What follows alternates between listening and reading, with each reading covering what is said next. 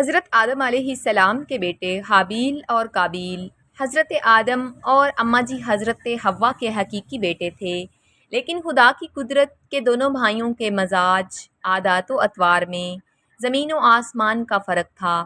بڑا بھائی قابیل مزاجاً غصے کا تیز، بد زبان اور فطرتاً برائی کی جانب راغب تھا۔ حسد، بغض، سرکشی، تکبر اور انتقام کا جذبہ اس کی سرشت میں شامل تھا اور اس کا ذریعہ معاش کھیتی باڑی تھا، جبکہ چھوٹا بھائی حابیل نیک سیرت، متقی، پرہیزگار، منکسر المزاج اور عاجز انسان تھا۔ وہ بھیڑ بکریاں چرایا کرتا اور فارغ وقت اپنے والد کی خدمت میں گزارتا۔ قابیل شکل و صورت میں حابیل سے زیادہ خوبصورت تھا، جبکہ حابیل واجبی حد و حال کا مالک لیکن اپنے بڑے بھائی قابیل کے مقابلے میں زیادہ قوی اور طاقتور تھا۔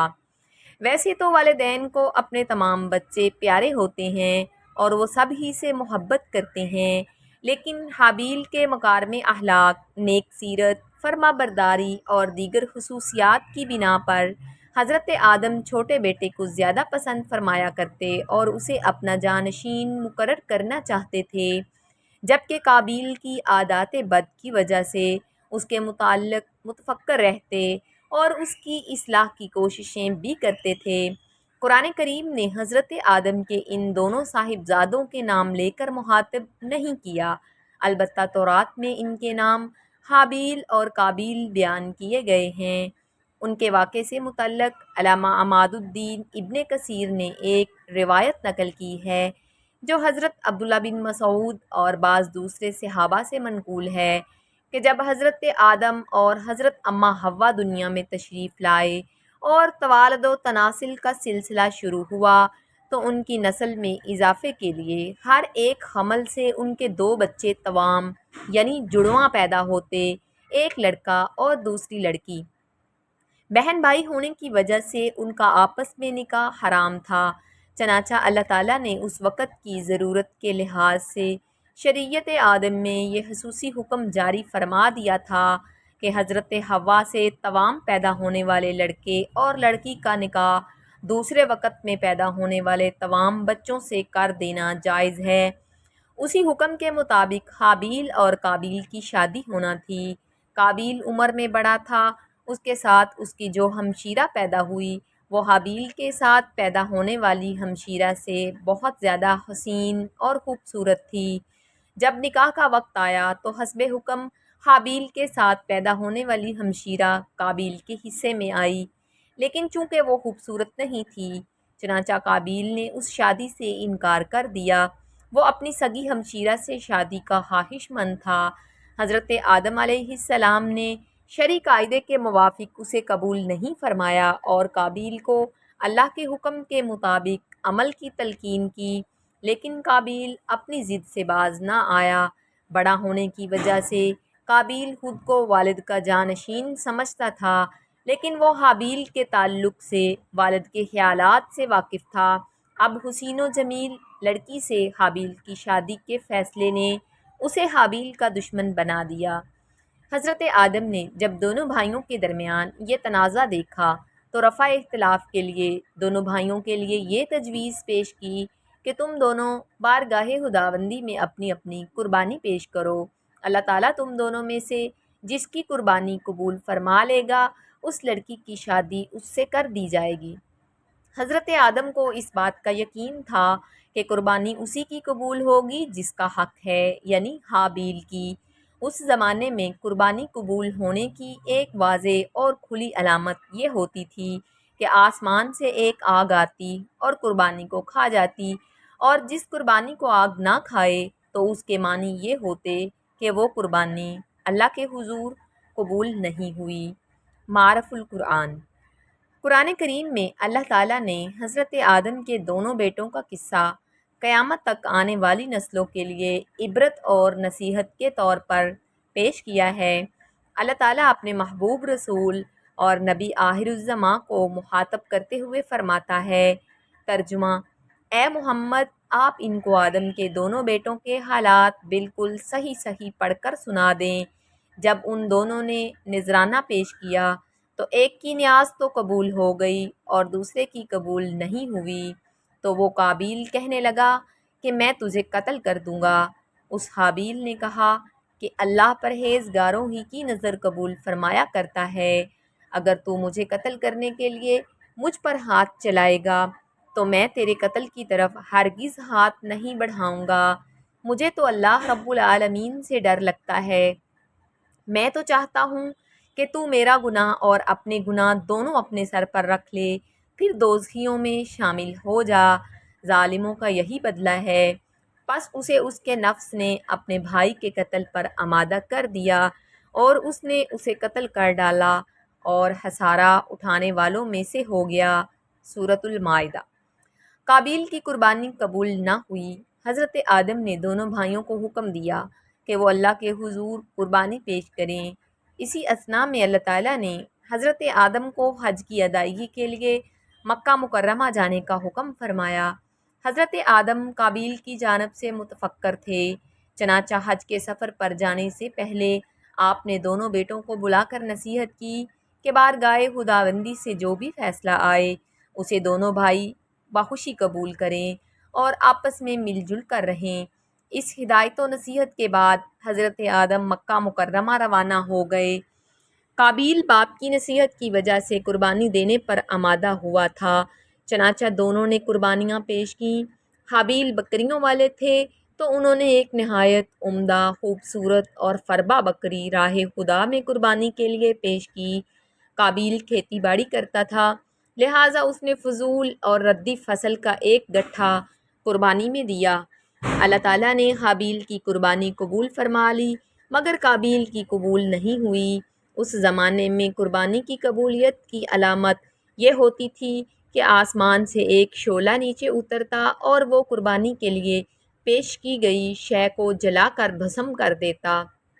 اس کا مطلب یہ تھا کہ اللہ نے قربانی قبول فرما لی۔ یہ دیکھ کر قابیل غضبناک ہو گیا اور حسد کی آگ میں جل کر بولا، میں تجھے جان سے مار ڈالوں گا۔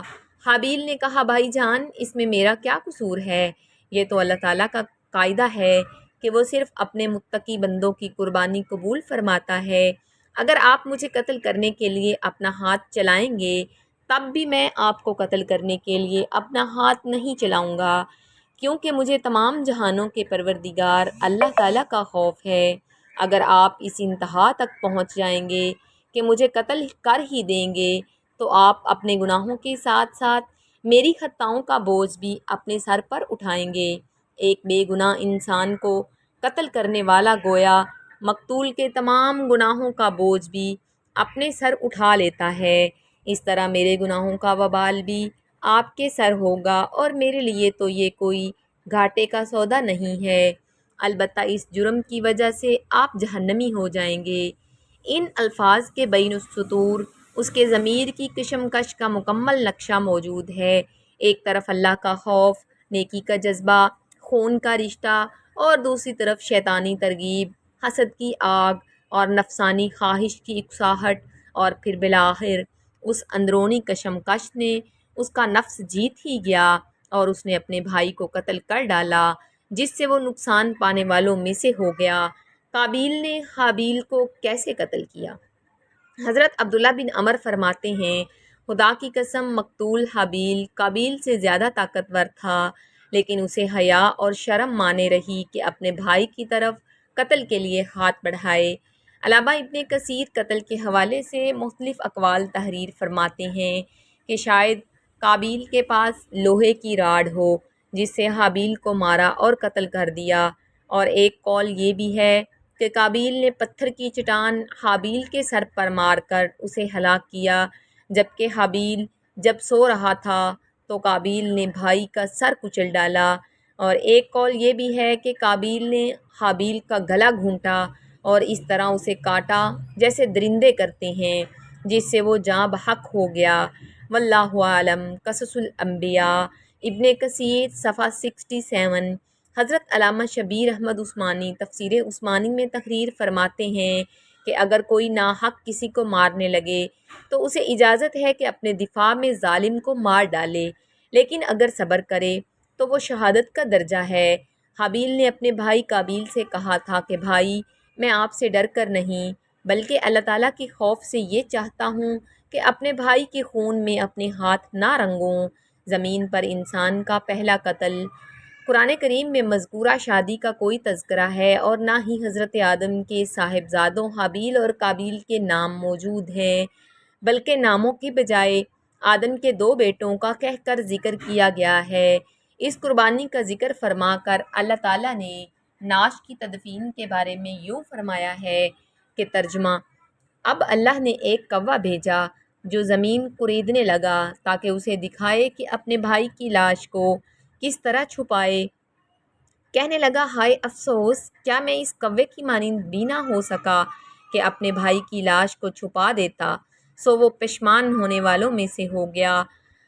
قابیل نے اپنے بھائی کو قتل تو کر دیا، لیکن اب وہ نہایت پریشان تھا کہ اس نعش کا کیا کرے۔ یہ زمین پر کسی انسان کا پہلا قتل تھا۔ بعض مفسرین نے ذکر کیا ہے کہ جب قابیل اپنے بھائی کو قتل کر چکا تو اس کی نعش 1 سال تک اپنی پشت پر لادے پھرتا رہا۔ اہل کتاب سے منقول ہے کہ دمشق کے شمال میں ایک پہاڑ جبل قاسیون میں وہ غار موجود ہے جس میں قابیل نے پتھر مار کر حابیل کو قتل کیا تھا۔ یہ غار آج بھی خونی غار کے نام سے پکارا جاتا ہے۔ اس بات کی صحت کا علم اللہ تعالیٰ ہی کو ہے۔ بعض مفسرین نے لکھا ہے کہ اللہ تعالیٰ نے 2 کووں کو بھیجا تھا۔ اسماعیل بن عبد الرحمن بن ابی کریمہ مفسر قرآن ہیں اور سدی کے نام سے شہرت رکھتے ہیں۔ وہ اپنی سند کے ساتھ روایت کرتے ہیں کہ وہ کوے دونوں بھائی تھے، پھر دونوں لڑنے لگے حتیٰ کہ ایک نے دوسرے کو ہلاک کر دیا۔ پھر وہ قتل کے بعد زمین کی طرف جھکا اور اسے کھودنے لگا، پھر گڑھے میں کوے کو ڈالا اور اسے دفن کر کے چھپا دیا۔ جب قابیل نے یہ سب دیکھا تو پکار اٹھا، ہائے افسوس، میں اس کوے کی طرح ہونے سے بھی عاجز ہو گیا کہ اپنے بھائی کی لاش کو چھپا لوں۔ پھر قابیل نے کوے کی پیروی کرتے ہوئے بھائی کو دفن کر کے چھپا دیا۔ حابیل کا غم اور نئے فرزند کی ولادت۔ اہل سیر لکھتے ہیں کہ حضرت آدم کو اپنے فرزند حابیل کے قتل کا سخت رنج اور غم تھا، کیونکہ وہ ان کا جانشین تھا۔ حضرت آدم اس کی یاد میں 40 سال تک روتے رہے، یہاں تک کہ اللہ نے انہیں حابیل کے بدلے ایک نہایت نیک اور سعادت مند فرزند عطا فرمایا۔ حضرت آدم اور حضرت اماں حوا نے ان کا نام شیس رکھا، جس کے معنی ہیں اللہ کا عطیہ۔ حضرت شیس کو اللہ تعالیٰ نے نبوت سے سرفراز فرمایا۔ حابیل کی نعش دفنانے کے بعد قابیل کو والد کے غصے کا خوف تھا، چنانچہ شیطان کے مشورے پر وہ یمن فرار ہو گیا، جہاں اس نے سکونت اختیار کر لی اور والد کے دین حق کو چھوڑ کر پہلے آتش پرستی، پھر اس کے بعد بت پرستی شروع کر دی۔ دنیا میں قتل و غارت گری، حسد اور فساد، آتش پرستی اور بت پرستی کی بنیاد قابیل ہی نے رکھی۔ حضرت عبداللہ بن مسعود سے روایت ہے کہ رسول اللہ صلی اللہ علیہ وسلم نے فرمایا، جب بھی کوئی انسان ظلم سے قتل کیا جاتا ہے تو حضرت آدم کے سب سے پہلے بیٹے قابیل کے نامہ اعمال میں بھی اس کے قتل کا گناہ لکھا جاتا ہے، کیونکہ قتل ناحق کا پہلا معجد وہی ہے۔ حضرت عبداللہ بن مسعود مزید بیان کرتے ہیں کہ نبی کریم صلی اللہ علیہ وسلم نے فرمایا، قیامت کے دن سب سے پہلے لوگوں میں خون کا فیصلہ کیا جائے گا۔ ایک بے گناہ کا قتل تمام انسانوں کا قتل ہے۔ حابیل اور قابیل کے اس قصے میں اللہ تعالیٰ آگے مزید فرماتا ہے کہ اسی وجہ سے ہم نے بنی اسرائیل پر یہ لکھ دیا کہ جو شخص کسی کو بغیر اس کے کہ وہ کسی کا قاتل ہو یا زمین میں فساد مچانے والا ہو قتل کر ڈالے تو گویا اس نے تمام انسانوں کو قتل کر دیا، اور جو شخص کسی ایک کی جان بچا لے اس نے گویا تمام لوگوں کو زندہ کر دیا۔ اس سے اندازہ لگایا جا سکتا ہے کہ اللہ کے یہاں انسانی خون کی کتنی اہمیت اور تکریم ہے، اور یہ اصول صرف بنی اسرائیل ہی کے لیے نہیں بلکہ اسلامی تعلیمات کے مطابق ہمیشہ کے لیے ہے۔ علامہ ابن کثیر فرماتے ہیں کہ قابیل کو حابیل کے قتل ناحق کی دنیاوی سزا فوری طور پر اس طرح دے دی گئی کہ اس کی پنڈلی اس کی ران کے ساتھ چمٹ گئی، اور جس طرف سورج کا رخ ہوتا اس کا چہرہ بھی از خود ادھر ہی گھوم جاتا۔ اپنے بھائی کے ساتھ حسد، سرکشی اور گناہ کی وجہ سے اسے یہ رسوائی اور عذاب ملا، جبکہ آخرت کا عذاب سخت اور اپنی جگہ قائم ہے۔ قصہ بیان کرنے کا مقصد حضرت مولانا مفتی محمد شفیع قرآن کریم میں بیان کیے گئے قصوں سے متعلق فرماتے ہیں کہ اہل نظر جانتے ہیں کہ قرآن کریم کوئی قصہ، کہانی یا تاریخ کی کتاب نہیں ہے کہ جس کا مقصد کسی واقعے کو اول سے آخر تک بیان کرنا ہو، لیکن ماضی کے واقعات اور گزشتہ اقوام کے قصص اپنے دامن میں بہت سی عبرتیں اور نصیحتیں رکھتے ہیں۔ یہی تاریخ کی اصل روح ہے، اور ان میں بہت سے حالات و واقعات ایسے بھی ہیں جو مختلف احکام شرعیہ کی بنیاد ہیں۔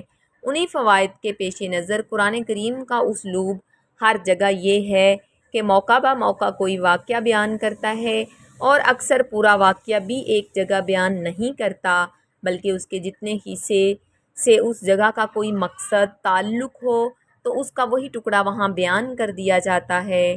حضرت آدم کے دو بیٹوں کا قصہ بھی اسی اسلوب پر نقل کیا جا رہا ہے۔ اس میں موجودہ اور آنے والی نسلوں کے لیے عبرت اور نصیحت موجود ہے۔